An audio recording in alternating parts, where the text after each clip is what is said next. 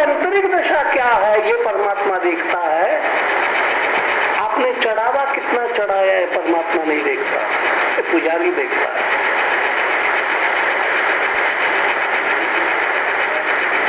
किसी मंदिर में जाकर के आपने सोने की चेन उतार करके रख दी, परमात्मा से उसका कोई लेना देना। क्योंकि जो सारे भंडार का हुए मालिक है, सोना जितना भी पृथ्वी में होगा, छुपा करके रखा होगा, कहां भी होगा, प्रकट होगा, उसका मालिक ही जो है, तो आपके चेन से क्या उसको फर्क पड़ने वाला है, मोहित होने वाला है।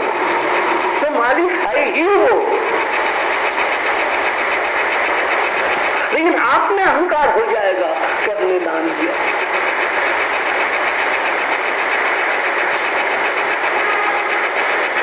कड़छी को अहंकार हो जाता है कि मैंने भूख मिटाई। क्या कड़छी ने किसी की भूख मिटाई है? ग्लास ने कभी की प्यास मिटाई है? अगर उस ग्लास के अंदर पानी न हो तो, और कड़छी के अंदर खीर न हो तो,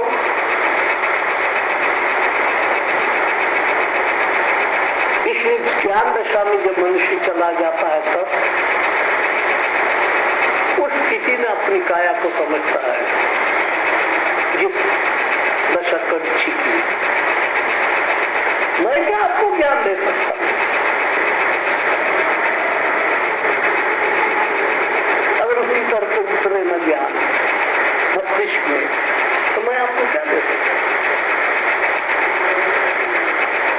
इसलिए कृष्ण ने गीता में कहा, अर्जुन निमित्त मात्रम भव सत्य, तू केवल साधन है, साध्य नहीं है। और साधन से कभी भी पेट नहीं भरता। कच्ची चाट करके पेट नहीं भरेगा, अगर उसमें खीर होगी तो पेट भरेगा।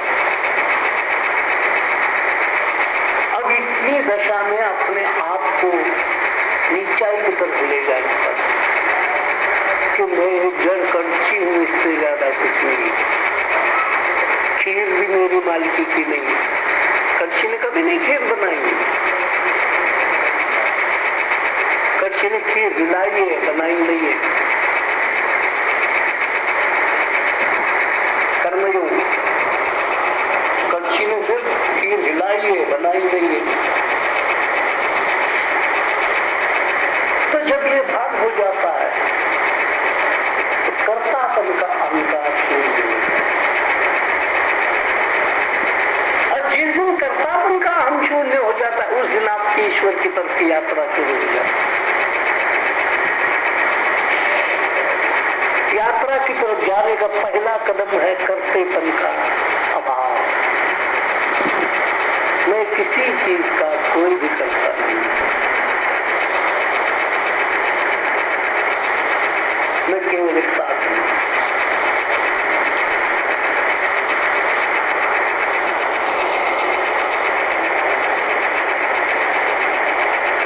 अब ज्ञान के बारे में है, कितना भी ज्ञान संपादन करो,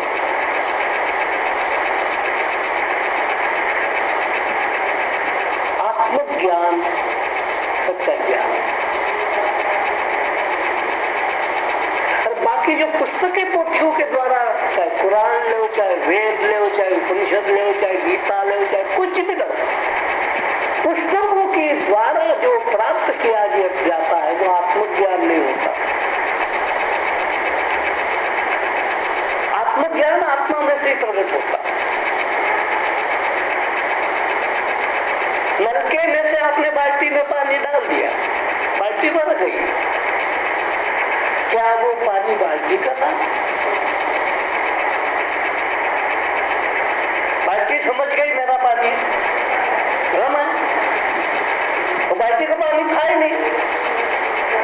नलके में से आया, बाल्टी में भर दिया, लेकिन नलके में कहां से आया? वो नलके का भी नहीं। ऐसे पीछे यात्रा करनी पड़ती, उल्टी यात्रा करनी पड़ती। मेरे पास जो है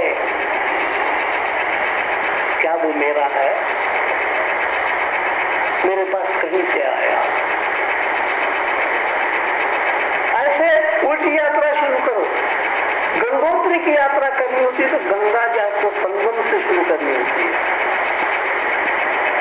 कि अब चलो भाई ये निकली कहाँ से, फिर और आगे चलो ये निकली कहाँ से, फिर आगे चलो पटना तो आ गई, फिर कहाँ से आ गई, ये बनारस आ गई, कहाँ से आ गई, ये इलाहाबाद आ गई, कहाँ से आ गई, इसका मूल स्रोत कहाँ है। तो धर्म का अर्थ ही उल्टी यात्रा। काया आ गई, कहाँ से आ गई, ये आत्मा आ गई, कहाँ से आ गई, ये बुद्धि आ गई, कहाँ से आ गई, कोई इसका स्रोत भी तो होना चाहिए। ये इस जीवन की त्रिवेणी है, मन बुद्धि और इंद्रिया जीवन की त्रिवेणी है। लेकिन ये त्रिवेणी आई कहाँ से, इन नदियों का मूल कहाँ है। फिर आदमी जब उल्टी यात्रा शुरू कर देता है तो जहां से गंगा निकली है वहां पहुंच, ऐसे फिर आदमी ईश्वर तक पहुंच जाता है, उल्टी यात्रा करता है। अब फिर उसको पता लगता है कि जो कुछ भी था यहां से निकल रहा है। मेरी माँ तेरी माँ आई कहां से, मेरी माँ की माँ वो आई कहां से। अच्छा चलता या पीछे पीछे उसके माँ की माँ आई कहां से। अब आई कहां से ये क्वेश्चन बार बार चित्त के अंदर उठता है। और इसीलिए महापुरुष हमेशा कहते हैं कि सोच तू आया कहां से। जो इतना इतराता फिरता है संसार के अंदर, सत्ता संपत्ति प्राप्त करके दुनिया की बटोरता है, प्राप्त क्या करनी है। आया तो खाली आता, जाता है खाली आता है, बीच में बटोरने का काम शुरू कर देता है। यहाँ से बटोर ली, यहाँ से बटोर ली, यहाँ से बटोर ली, दुनिया को कहता मालिक हूँ मालिक हूँ मालिक हूँ। अब महापुरुष कहते मालिक कभी जाता क्यों छोड़ के, और छोड़ के जाना ही सिद्ध करता है कि तू झूठ बोल रहा है। मालिक कभी छोड़ के जाता है, अगर मालिक है तो छोड़, किराएदार छोड़ता है, मालिक क्यों छोड़ेगा। फिर तत्व ज्ञान आता है मौत का, तो मालिक तो हो नहीं तुम, मालिक होते तो छोड़ के नहीं जाते। मालिक कोई और था और मैं उस पर कब्जा करके बैठा था। ऐसे परमात्मा की जितनी भी पृथ्वी की संपत्ति है, अखिल ब्रह्मांड उसका मालिक परमात्मा। हिंदुस्तान का मालिक भी परमात्मा है, पाकिस्तान का मालिक भी परमात्मा है, रशिया का, इंग्लैंड का, अमेरिका का, जो भी खंड है, जो खंड लुप्त है, सब खंडों का, लोक खंडों का, सबका स्वामी परमात्मा। और ये जब मन के अंदर भाव बैठ जाते हैं, जग जाते हैं और अपने जीवन को भी उसी स्थिति में रखता है। सन्यासी की कहीं भी कोई भी मालिक नहीं, अगर आश्रम का भी मालिक है तो वो सन्यासी नहीं। हाँ ट्रस्टी मंडल हो सकता है, व्यवस्थापक हो, मालिक नहीं वो भी। इसी मनुष्य को जब ये भान हो जाएगा, मैनेजर कभी मालिक नहीं बन सकता। क्या बैंक के मैनेजर बैंक में जो संपत्ति है उसके मालिक है? मैनेजमेंट तू करता है, बस इतना ही है, मालिक कोई और है। किसने खाते में कितने पैसे रखे तेरे को पता भी नहीं, किसके पैसे किसके पैसे किसके पैसे, तू मालिक नहीं। तो जैसे बैंक का कर्मचारी, बैंक का मैनेजर पैसे का मालिक नहीं होता, वैसे संसार परमात्मा का बैंक है। अब तो उसको थोड़ी सी मैनेजमेंट दी है तेरे को व्यवस्था करने के लिए। कई मैनेजर होते हैं, कई क्लर्क होते हैं, किसी ने क्या संभाला है, किसी ने हिसाब संभाला है, किसी ने कुछ संभाला है, तो मैनेज नहीं। जब ये पूरी दृष्टि से ज्ञान दशा में जाकर के पूरी समझ आ जाती है, मालिकियत खत्म, मालिकियत के भाव भी खत्म हो गया। मैं कहता था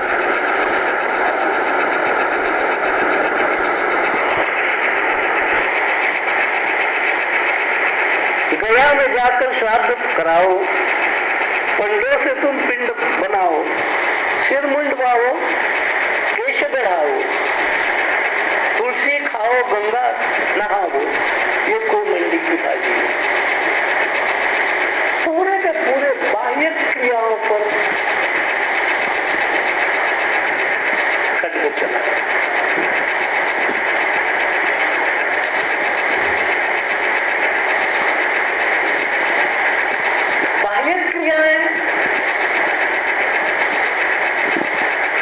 ज्ञान में जल जाती है। अग्नि का क्या स्वभाव है? अग्नि का एक सबसे बड़ा स्वभाव यह है अपना रूप दे देना। मान लो आपने लकड़ी का कोई डिजाइन वाली मूर्ति ही अग्नि में डाल दी, अब उसका स्वरूप रहेगा? लकड़ी की बनी हुई देवी की मूर्ति, शिव जी की मूर्ति, गणेश की मूर्ति स्वाहा करके आपने अवन कुंड में डाल दी, क्या उस मूर्ति का रूप टिकेगा? वो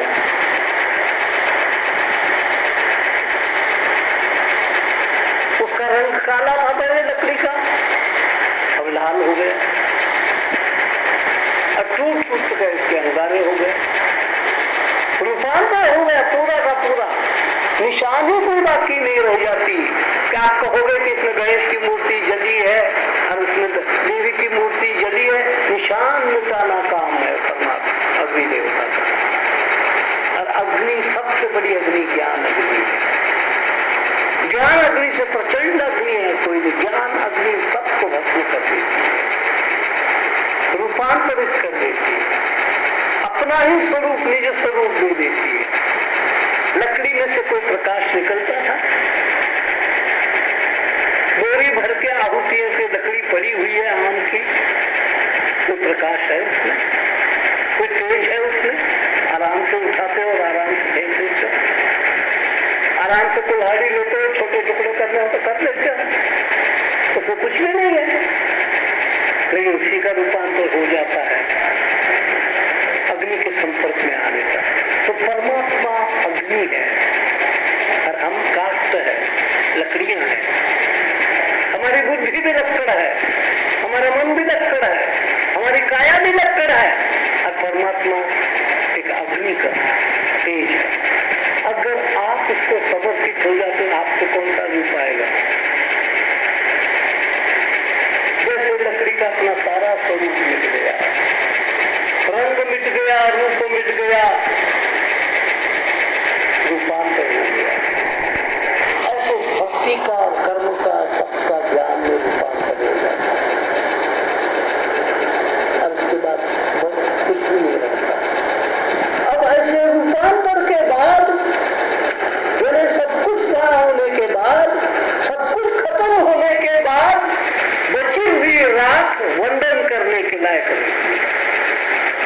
इसलिए हवन के बाद वो जिससे घी डाला होता है वो लकड़ी की कलछी लेकर के सबके सामने चले जाते हैं। देखो नतीजा है, वो नतीजा ये सब कुछ जो आपने फूका उसका नतीजा क्या है देख लो। स्वाहा स्वाहा स्वाहा, स्वाहा पर से स्वाहा बना हुआ है, स्वाहा स्वाहा पर से स्वाहा बना हुआ है। खाक, तुम सिर्फ खाक हो। अब ये पवित्र राख लगा करके तुम राख लगाने के पीछे संकेत है कि मस्तिष्क में तुम्हारा जो मानसिक का अहंकार है, ये मेरा है, ये मेरा है, मेरा है, इसकी राख हो गई, इसकी राख होनी चाहिए। फिर जो रश्मि बचेगी वो आपका तिलक हो जाएगा। ज्ञान की अग्नि में जो बाकी की सब चीजें, न्याय, जात, खानदान, सब स्वाहा हो जाता, कुछ भी नहीं करता, खुद का ही खुदा हो जाता है। खुद के आगे लकीर लग गई, खुदा हो गया। अब ये लकीर मिलनी मुश्किल है, क्योंकि ये लकीर परमात्मा के पास है। जिसके पास जाओगे खुद देगा, लेकिन खुदा नहीं देगा। लकीर नहीं है उसके पास, मैं है खुद। जिसके पास जाओगे मैं, तो तेरे पास भी मैं है, व्यास के पास भी मैं है, इसके पास भी मैं है, उसके पास भी मैं है, तो मैं लेकर के क्या करूंगा? ये मैं मिटाने के लिए किसके पास कुछ है? तो सारे दुनिया में घूमूंगे, मैं मिटाने के लिए किसी के पास कुछ नहीं। हाँ, वो मैं तो और बड़ा बना सकते हैं, मजबूत बना सकते हैं, लेकिन मैं को मिटा नहीं सकते। लकीर की आवश्यकता है, उस लकीर का नाम परमात्मा है। वो आगे आकर के लकीर के रूप में खड़ा हो गया, खुदा हो गया। तो उसका मिलना बड़ा दुर्लभ है, बड़ी साधना की बात है।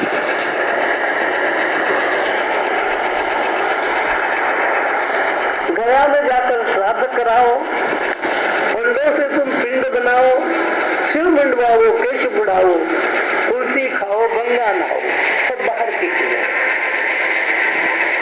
कितने भी करते चले जाओ, आपके अहंता का विसर्जन नहीं होगा, बल्कि अहंता बढ़ जाएगी।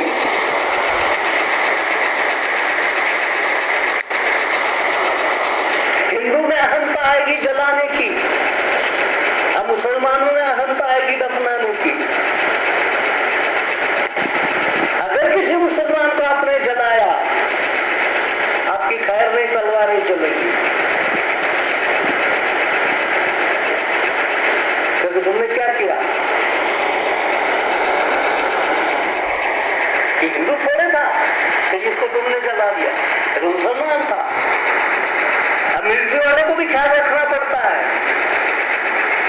कि मुसलमान है, दफनाना पड़ेगा, नहीं तो बलवा खड़ा हो जाएगा।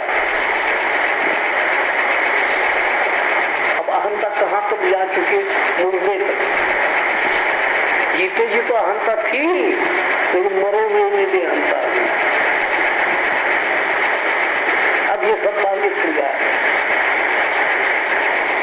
अब इन बाह्य क्रियाओं से ऊपर जो उठता है उसका नाम सन्यासी है। ये देह की लाश तुमको सौंप करके जाता हूं, तुमने क्या करना है तुम्हारी मर्जी, मेरी कोई शिकायत नहीं होगी। सन्यासी कभी नहीं कहेगा कि मेरे को जलाओ या मेरे को दफनाओ या मेरे को पानी में बहाओ, कुछ नहीं, आपकी मर्जी है, जगत का काम है। जगत का ये मिट्टी का गोला था, ये तो कोई आत्मा का हिस्सा, परमात्मा का हिस्सा नहीं था। आत्मा तो चल पड़ी, परमात्मा का जो हिस्सा था वो चल पड़ा। अब मिट्टी का हिस्सा बचा हुआ है जगत का। जगत से क्या करना है जगत को पता है, जगत को जो करेगा वो करेगा। और इसका मेरी सदगति के साथ कोई लेना देना, कुछ देखा जाए तो भी लेना देना। ऐसा संप्रदाय है, ऐसे लोग भी हैं जो पशु पंछियों को चराने में अपने जीवन की धन्यता समझते। पारसी लोग, पारसी लोगों का एक कुआं बना होता है, उसका भत्ता कहते, भत्ता। लाश लेकर के बैठे बिठा करके उस आले में, कुएं के अंदर एक आला होता है, आले के अंदर एक लाश रख देते हैं सजा सजा करके और चले जाते। नीचे में बहुत बड़ा कुआ होता है, ईद आते हैं, कौवे आते हैं, पंछी आते हैं, नोच नोच के उसको खाते चले जाते हैं। अब उसको उन्होंने सदगति माना, मिट्टी में दफनाया तो सदगति माना है, पंछियों ने खाया तो सदगति माना है, अग्नि में दिया तो सदगति माना है। लेकिन वास्तविक सदगति का इसके साथ कोई लेना देना। सदगति शब्द बना है सत्य के, सत्य की तरफ गति, उसका नाम सदगति। संसार झूठ है। अगर आपकी गति परमात्मा की तरफ हो रही है तो सदगति हो रही है।